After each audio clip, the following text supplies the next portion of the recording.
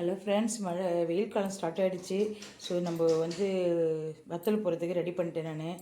இப்போ நான் இன்றைக்கி என்ன வத்தல் போட போகிறேன்னாக்கா பாருங்கள், புதினா நல்லா 2 கைப்பிடி அளவுக்கு அலசி எடுத்து வச்சுருக்கேன். ஒரு 10 கிட்ட பச்சை மிளகா வச்சுருக்கேன்.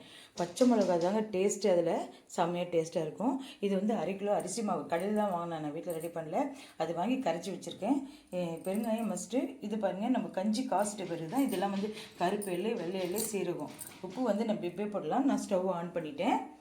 இப்போ தண்ணி பாயில் ஆகிட்டுருக்கு. நான் தண்ணி கம்மியாக வச்சுருக்கேன், ஏன்னாக்கா நான் முறுக்கு ஊற்ற போகிறேன். சப்போஸ் நம்ம தட்டை மாதிரி ஊற்றுறது இருந்தாக்கா தண்ணி கொஞ்சம் அதிகமாக வைக்கணும். இது இப்போ நல்லா காயிட்டோம். அதுக்குள்ளே நம்ம வந்து இந்த புதினாவும் பச்சை மிளகாவும் அரைச்சிக்கலாம். நம்ம சட்னி கரைப்போம் இல்லையா, நல்லா பேஸ்ட்டாக அந்த மாதிரி அரைச்சிக்கணும். ஒரு இலை சின்னது கூட தெரியக்கூடாது, நல்லா மசி அரைக்கணும். இப்போ அதை அரைச்சிக்கலாம். ஏன்னா முறுக்கு பிழிகிறப்போ இதில் வந்து மாட்டிடக்கூடாது. மாட்டிக்கிச்சுன்னா நமக்கு அந்த மாவு வெளியே வராது.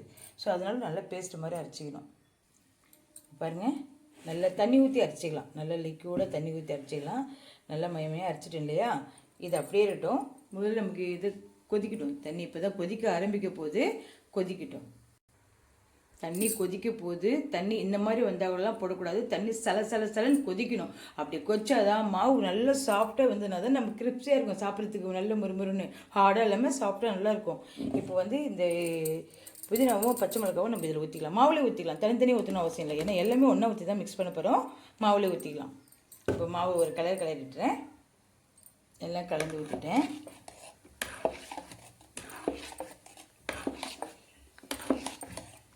ஆனால் இது வந்து பச்சை கலரில் தான் வரும். ஏன்னா பச்சை மிளகாய் மின்ட்டு போட்டுருக்க இல்லையா புதினா. ஸோ பச்சை கலரில் தான் வரும். செம்ம வாசனை. இப்போது தண்ணி நல்லா கொச்சிருச்சு. இப்போ நம்ம கிளறுமா.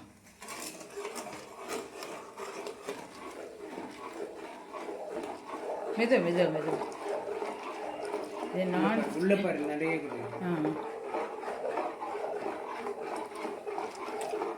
மெதுவா கிளறிட்டே இரு. நான் கிளறிட்டு பாருங்க. இது நான் ஸ்டாப்பாக கிளறிட்டே இருக்கணும், நிறுத்தக்கூடாது. ஏன்னா உண்டியாடே இல்லைன்னா அடி பிடிச்சிரும். இப்போ நம்ம திக்னஸ் வர்றதுக்காக நம்ம வந்து ஸ்டவ் வந்து ஃபுல்லாக வச்சுருக்கேன். நான் அதே மாதிரி ஃபுல்லாக வச்சுருக்கேன். கொஞ்சம் மாவு நல்ல திக்னஸ் வந்துருக்கு. ஸ்லோ பண்ணிவிட்டு அதுவும் நான் ஸ்டாப்பாக கிளறிட்டே இருக்கணும். நல்லா கிளறி நல்லா பாயில் ஆகிட்டு வரணும். கொஞ்சம் திக்னஸ் வர வரைக்கும் நம்ம இந்த மாதிரி நல்லா ஃபுல்லில் வச்சு பண்ணணும். அதுக்கு அடுத்தது பார்த்தீங்கன்னாக்கா ஸ்லோ பண்ணிடலாம். ஸ்லோ பண்ணிவிட்டு அப்புறம் எல்லாம் கட்டாது, செய்யாது. பாயில் ஆச்சுன்னா கட்டாது. இது இந்த மாதிரி எவ்வளோ சாஃப்டாக இது பாருங்கள், மழைன்னு. ஏன்னா அப்போ தான் அந்த முறுக்கு பிடிக்கிறதுக்கு டிஸ்டர்ப் இல்லாமல் அது பாட்டுக்கு முறுக்கு அழகாக வரும். முறுக்கு வத்தல் இந்த மாதிரி நல்லா ஸ்லோவில் வச்சுட்டு பாயில் பண்ணுங்கள். அப்போ தான் நல்ல கிறிஸ்பியாக நல்லா இருக்கும் சாப்பிட்றதுக்கு. இதை வந்து நம்ம சாப்பாட்டுக்கு சைட் டிஷ்ன்றதை விட சும்மா ஸ்நாக்ஸ் மாதிரி அழகாக சாப்பிட்லாம். அவ்வளோ சூப்பராக இருக்கும். நல்லா ஸ்லோலே பாயில் ஆகுது பாருங்கள். நம்ம தண்ணி தொட்டுட்டு கை தொட்டால் ஒட்டக்கூடாது. ஆனால் ஒட்டுது. இன்னும் கொஞ்சம் நேரம் பாயில் இருக்கட்டும்.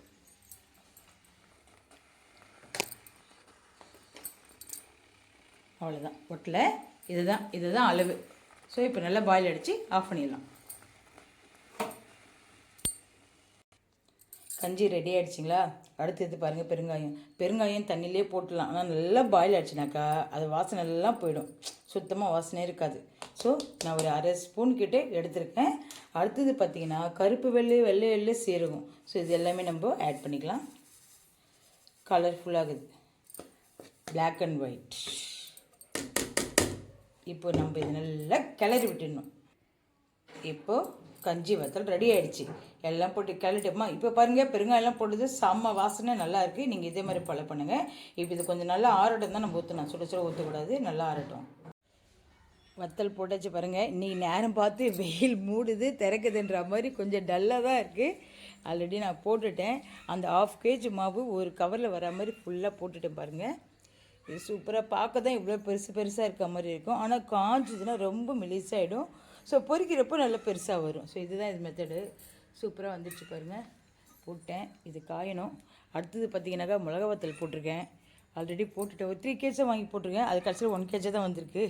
ஏன்னா வத்தலோன்னு அந்த மாதிரி ஆகிடும். நெக்ஸ்ட்டு சுண்டக்காய் போட்டிருக்கேன். 1 kg வாங்கி போட்டிருக்கேன்.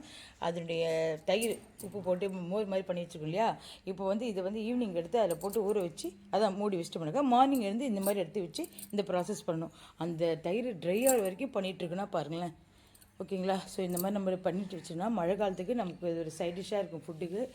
ஸோ அதனால தான் வெயில் காலத்தில் இதெல்லாம் நம்ம போட்டு எடுத்து வச்சுக்கணும். ஓகே ஃப்ரெண்ட்ஸ், நீங்களும் இந்த மாதிரி செஞ்சு பயனடைங்க. ப்ளஸ் குழந்தைங்களுக்கு கொடுங்க. இது ரொம்ப டேஸ்ட்டாக இருக்கும், ஹெல்த்துக்கும் நல்லது, எல்லாத்துக்குமே நல்லது. ஃபாலோ பண்ணுங்கள். தேங்க்யூ. இந்த சேனல் பிடிச்சிருந்தா சப்போர்ட் பண்ணுங்கள் அண்ட் சப்ஸ்கிரைப் பண்ணுங்கள். தேங்க்யூ.